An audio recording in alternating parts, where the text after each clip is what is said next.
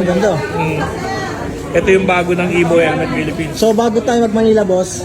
Ipamimigay ko to sa mga followers na mapupusuan ko. So, Guys, so nandito kami sa Your Brothers.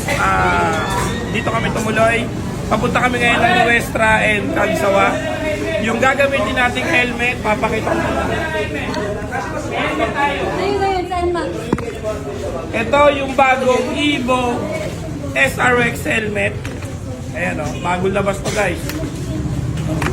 So ito yung helmet ko ngayon para sa Cagsawa Ruins at saka dun sa may Nuestra. boss, ang ganda. Ito yung bago ng Evo Helmet Philippines. So bago tayo mag-Manila, boss. Ipamimigay ko to sa mga followers na mapupusuan ko. So follow, anong comment nila? Basta i-share lang nila itong video na to. I-comment lang nila kung bakit sila karapat dapat magkaroon ng Evo SRX Ay, helmet. grabe, ang ganda, boss ah. Ito yan. I-viral mo. Viral mo.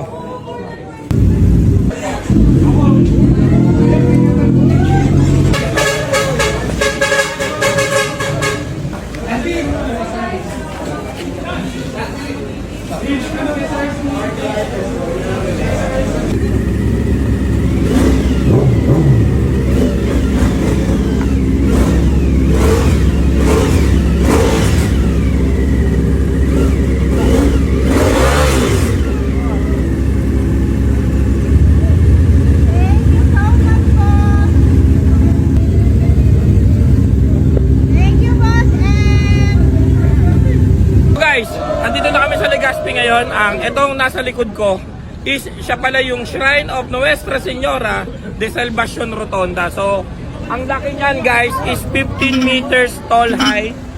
Kaya kung makikita nyo, mas maganda pumunta ng mga ganitong oras, mga golden hour na yung itsura ng araw.